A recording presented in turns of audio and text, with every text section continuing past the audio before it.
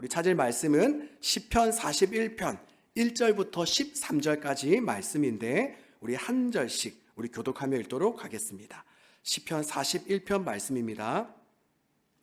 가난한 자를 보살피는 자에게 복이 있으며 재앙의 날에 여호와께서 그를 건지시리로다.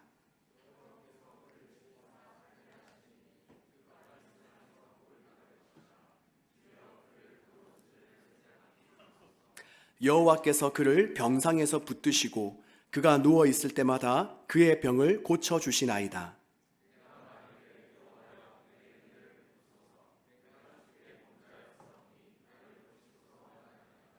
나의 원수가 내게 대하여 악담하기를 그가 어느 때에나 죽고 그의 이름이 언제나 없어질까 하며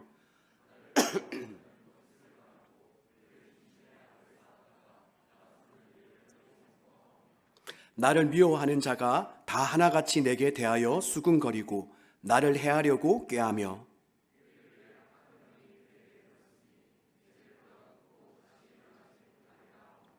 내가 신뢰하여 내 떡을 나눠 먹던 나의 가까운 친구도 나를 대적하여 그의 발꿈치를 들었나이다.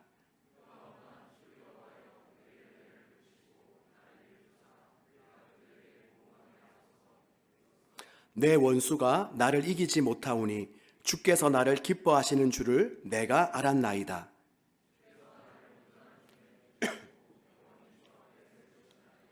함께 읽습니다. 이스라엘의 하나님 여호와를 영원부터 영원까지 송축할지로다. 아멘, 아멘. 네, 오늘 우리가 함께 살펴볼 이 시편 41편은 저자 다윗이 극심한 육신적 고통과 함께 사람들로부터 받는 정신적 고통 가운데 쓴 그러한 시입니다. 이처럼 다윗은 이중고를 겪고 있었습니다. 먼저는 그의 원수들이 보기에도 이제 다윗은 곧 죽겠구나, 다윗은 이제 다시 일어나지 못하겠구나 라는 생각이 들 정도로 다윗은 심각한 병을 앓았습니다. 그리고 또 다윗은 원수들은 물론이고 함께 교제하고 정을 쌓았던 가까운 친구들로부터도 쓰라린 배신을 당하였습니다. 그래서 5절을 보면 다윗은 뭐라고 고백합니까? 나의 원수가 내게 대하여 악담하기를 그가 어느 때에나 죽고 그의 이름이 언제나 없어질까 하며 라고 고백되어져 있죠.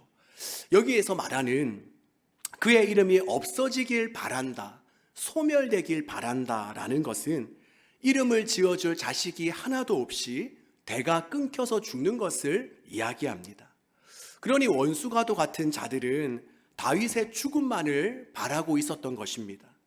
마치 먹잇감이 죽기만을 기다리며 주위를 빙빙 도는 독수리 떼와도 같았던 것이죠.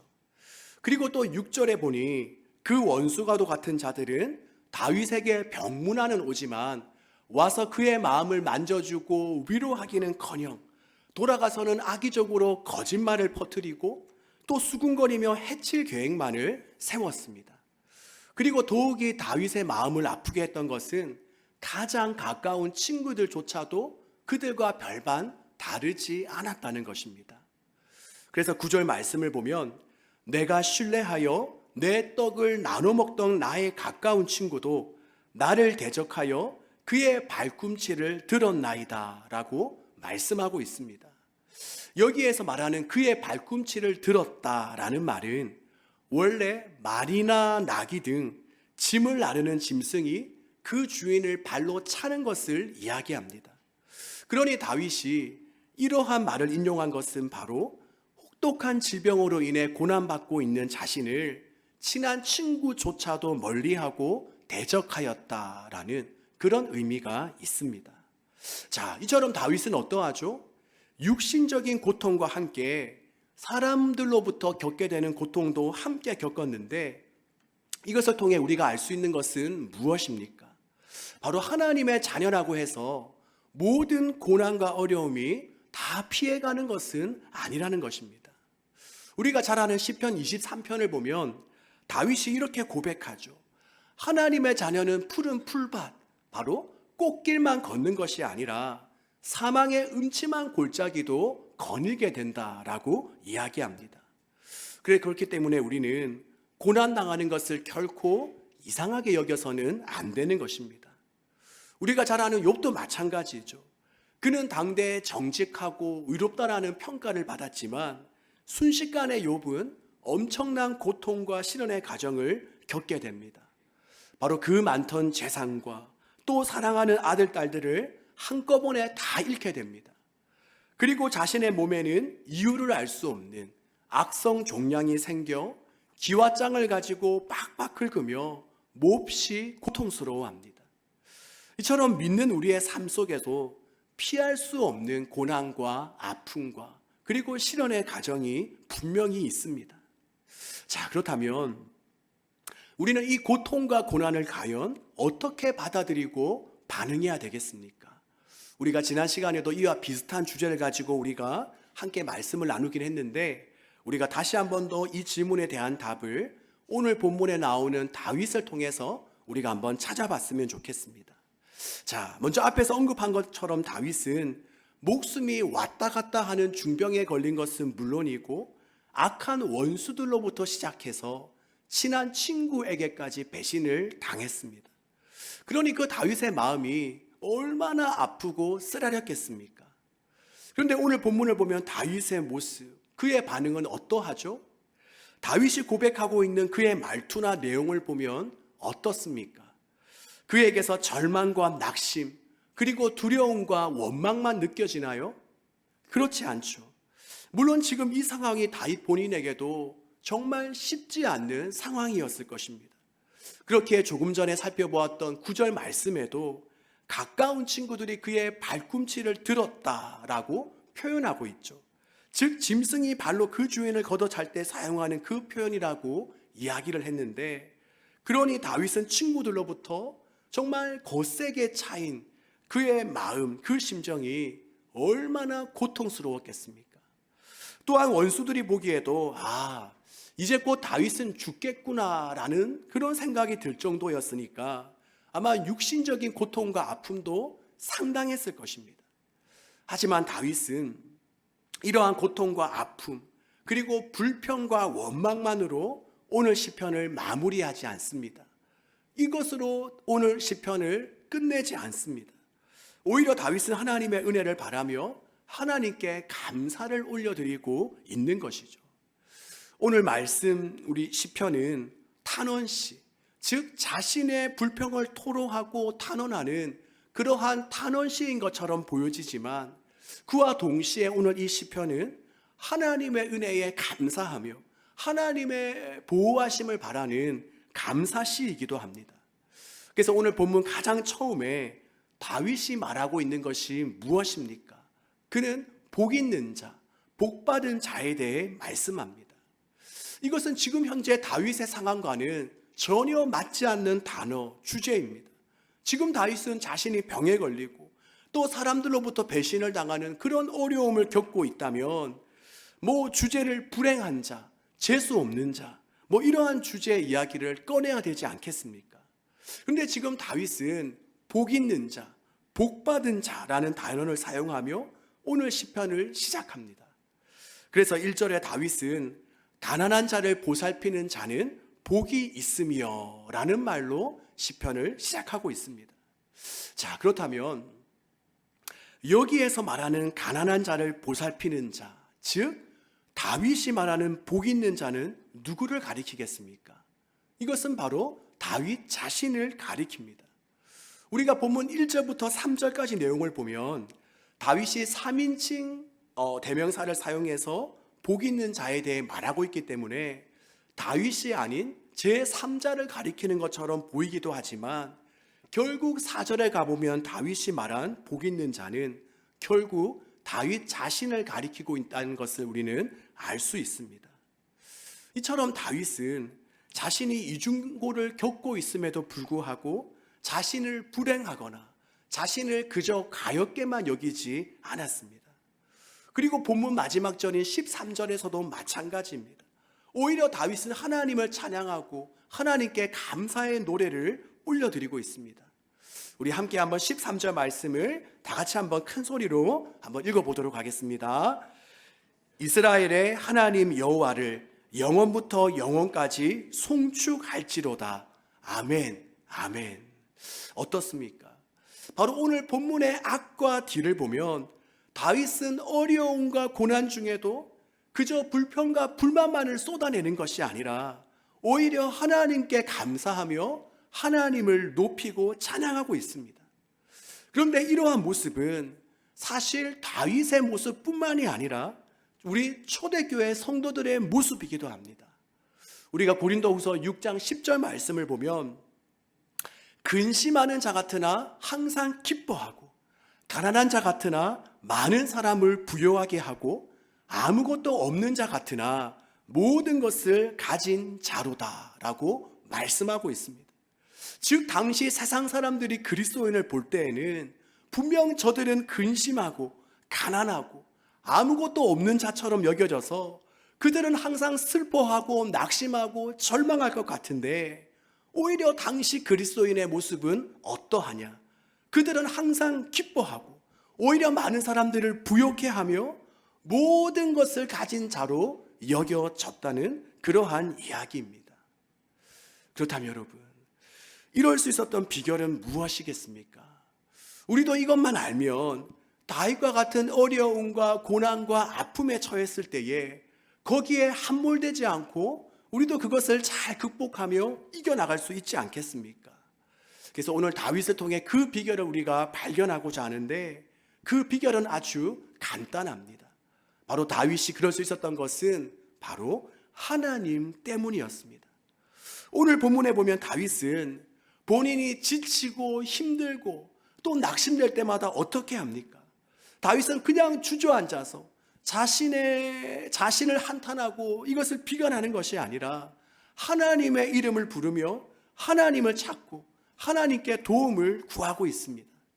그래서 본문 4절에도 보면 여호와여 내게 은혜를 베푸소서 내가 주께 범죄하였사오니 나를 고치소서. 그리고 또 10절에도 다윗은 주 여호와여 내게 은혜를 베푸시고 나를 일으키사 내가 그들에게 보응하게 하소서.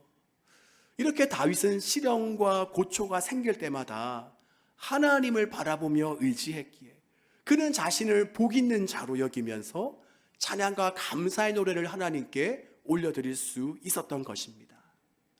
자, 이렇게 말씀드리면 이런 생각을 할 수도 있겠죠. 그건 모르는 거 아닌데, 나도 하나님 믿고 찾는데, 나도 그리스도인인데, 그런데 왜 나에겐 여전히 두려움과 걱정과 근심이 있나요? 나는 결코 찬양이 나오지 않던데요. 나는 계속해서 힘들어 죽겠던데요. 이렇게 생각될 수도 있지 않겠습니까? 자, 그렇다면 다윗과 우리의 차이는 무엇이겠습니까? 왜 똑같이 하나님을 믿는데도 똑같이 교회 다니고 신앙생활을 하는데 다윗과 우리가 다른 점은 무엇이겠습니까? 그것은 바로 주님을 어떻게 알고 믿고 있느냐, 얼마만큼 주님을 신뢰하고 있는가의 차이입니다. 그저 귀로만 들은 것을 가지고 그저 어렴풋이 하나님은 아마도 내가 어려움 당할 때 도와주실 수 있는 분일 거야 라고 생각하느냐, 아니면 하나님을 진짜 그렇게 믿고 있느냐, 또 하나님을 그저 멀리서 나를 바라보시면서 가끔씩 내 삶에만 개입하시는 그러한 분으로 믿고 있느냐, 아니면 언제나 나와 함께 하시며 나를 지켜주시고 내 손을 잡아주시고 나를 보호해 주시는 임마누엘 하나님으로 믿고 있느냐의 차이인 것입니다. 저도 마찬가지지만 요즘 현대 그리스도인의 특징은 무엇입니까? 우리가 하나님을 관계적으로 지금도 살아계셔서 내 삶 속에 함께 하시는 인격적인 분으로 우리가 알기보다는 그저 교리적으로 지식적으로만 안다는 것입니다. 내 삶 속에서 온전히 주님을 바라보며 그 가운데 하나님의 역사를 경험하고 하나님의 사람을 체험하기보다는 그저 설교 시간이나 성경 공부 시간에 들어서 아는 경우가 대부분이라는 것입니다. 그러니 우리가 주님에 대해서는 잘 알고 아마 주님은 이런 분이실 것이라는 정도는 알지만 보다 분명한 주님에 대한 확신이 부족한 것입니다. 그래서 어떤 목사님은 이런 말씀을 하시기도 하더라고요.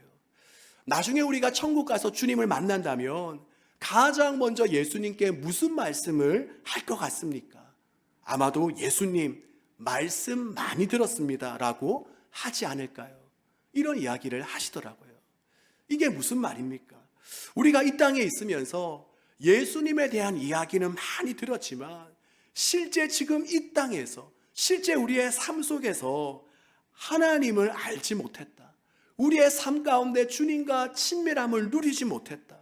나와 함께 동행하시는 임마누엘 하나님을 경험하지 못했다라는 그러한 말이겠죠. 이처럼 우리는 주님을 모르는 건 아닌데, 예수님을 모르는 건 아닌데, 그렇다고 주님을 내가 인격적으로 알거나 또 주님의 임재가 확실하게 느껴지거나 주님과 친밀한 삶은 살아가지 못한다는 것입니다.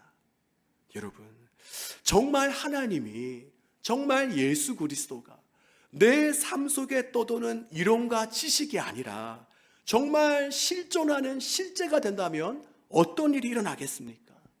우리는 아무것도 두려울 것이 없고 아무런 걱정과 염려가 없는 삶을 살아가게 됩니다. 왜냐?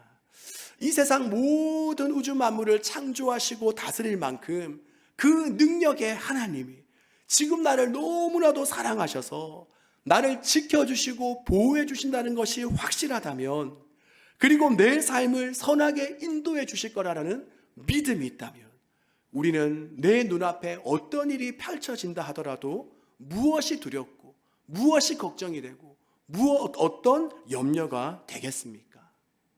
그러기에 오늘 본문의 다윗도 보십시오. 본문 1절을 다시 읽어보면 가난한 자를 보살피는 자에게 복이 있으며 재앙의 날에 여호와께서 그를 건지시리로다 라고 말씀합니다. 이 말은 무슨 말입니까? 내게 재앙의 날들이 분명히 임하지만 하나님께서 나를 건져주실 것을 알기에 나는 전혀 두렵지 않다. 아무런 걱정이 없다. 나는 복받은 자다라는 그러한 고백입니다. 또 시편 23편에도 보면 나는 푸른 풀밭과 실만한 물가뿐만이 아니라 사망의 음침한 골짜기를 다닐 때가 분명히 있을 텐데 그럴지라도 내가 해를 두려워하지 않는 것은 바로 주님께서 나와 함께 하시기 때문입니다 라고 다윗은 고백하는 것입니다. 이렇게 설교 앞부분에서 말씀드린 것처럼 우리가 하나님을 믿고 잘 따라도, 우리가 신앙생활을 열심히 해도 얼마든지 우리에게 환난과 시험과 어려움이 일어날 수 있습니다. 이러한 고통과 힘겨움은 그 누구도 피해갈 수 없습니다. 그런데 우리 그리스도인들은 세상 사람들과 반응하는 모습이 달라야 됩니다. 그저 세상 사람들은 어서 이 고통이 나에게서 지나가기를 바라며 이 고통에 쓰러지고 넘어지지만, 오히려 우리는 이 고난 중에도 나 자신을 복 있는 자로 여기며, 왜냐? 하나님께서 나와 함께 해주시기에 또 그러기에 하나님을 찬양할 수 있어야 되는 것입니다. 여러분, 바로 하나님께서 한순간도 나를 떠나시지 않고 나와 함께 하시고 나를 지켜주실 것을 알기에 우리는 세상 사람들과 다른 반응을 보이며 이 땅을 살아가야 되는 것입니다. 전에 다니엘 김 선교사님의 설교를 듣다가 알게 된 이야기인데, 선교사님이 언젠가 북한에 억류되었다 풀려나온 한 장로님을 만나게 되었다고 합니다. 이 장로님은 중국에서 만든 물건을 가지고 북한에 가서 팔면서 복음을 전하는 너무나도 귀한 장로님이셨습니다. 그런데 어느 날 이 장로님은 그만 북한에서 붙잡혀서 수용소에 갇히게 되었습니다. 그런데 이 장로님은 그곳 수용소에서도 계속해서 복음을 전하자 간수들은 이 장로님을 골칫거리로 여기며 독방에 가두었습니다. 그런데 북한에서의 독방은 우리가 생각하는 독방이 아니라고 합니다. 우리가 생각하는 독방은 어떤 곳이죠? 그냥 좁은 방 안에 혼자 갇혀 있겠구나라고 우리는 생각하게 되죠. 그런데 북한에서의 독방은 가로 1m, 세로 1m. 그러니 이것은 독방이라고 하기보다는 거의 상자에 가까운 수준입니다. 그리고 이 독방은 하루에 한 번만 작은 구멍이 열려서 그곳에서 떡을 받아 먹는데, 그러니 배설물은 그 독방 안에서 다 처리해야만 했습니다. 그러기에 보통 사람들이 여기에 갇히게 되면 며칠을 버티지 못한다고 합니다. 대부분이 며칠 만에 다 미쳐버린다고 이야기를 합니다. 그런데 장로님은 놀랍게도 그 속에서 무려 수개월을 지내다가 나오셨습니다. 그런데도 아무런 이상이 없으셨습니다. 그래서 선교사님께서 이 장로님에게 물어보셨습니다. 장로님, 어떻게 그 속에서 참을 수 있었습니까? 보통 사람들은 그곳에서 48시간을 넘기지 못하는데 어떻게 장로님은 그 속에서 그런 고통과 아픔을 견딜 수 있었습니까? 그래서 장로님은 빙그레 웃으시면서 이렇게 말씀하셨다고 합니다. 선교사님, 저는요 마시고 있었습니다. 저는 그곳에서 3개월 동안 날마다 제 안에 계신 예수 그리스도로부터 끊임없이 생명수를 마시고 있었습니다. 비록 상황은 상자 밖에서 상자 안으로 바뀌었지만 변하지 않는 것이 하나 있었습니다. 그것은 바로 언제나 변함없이 제 안에 계시는 생명이신 예수 그리스도이십니다. 우리 사랑하는 여러분, 우리에게도 이러한 은혜와 간증이 있기를 소망합니다. 우리가 살아가고 있는 이 세상 결코 만만하지 않습니다. 내일을 알 수 없는 두려움과 또 사람과의 관계에서 오는 진통, 그리고 물질적인 어려움이나 육신이나 마음의 고통들, 그리고 또 믿음 생활에서 오는 주위 사람들과의 마찰도 일어날 수 있습니다.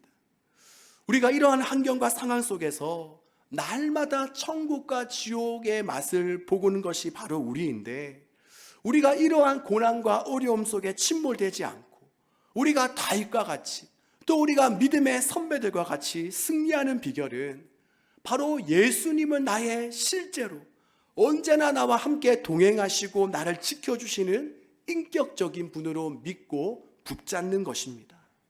여러분, 바라기는 우리의 삶 속에 예수 그리스도가 그저 이론과 한 지식의 한 부분으로 머물러 있는 것이 아니라 정말 우리의 삶 속에 실제가 되실 수 있기를 바랍니다. 정말 하나님의 살아계심과 함께 하심이 분명히 우리 모두에게 믿어질 수 있기를 바랍니다. 그래서 우리가 어떠한 어려움과 고난이 와도 또 어떠한 사탄의 유혹과 시험이 와도 우리가 거기에 넘어지지 않고 나는 복받은 자구나, 나는 복 있는 자구나 라고 생각하며 우리가 어떠한 환경과 상황 속에서도 하나님께 감사와 찬양 드릴 수 있는 저와 여러분 되시기를 주님의 이름으로 축복합니다.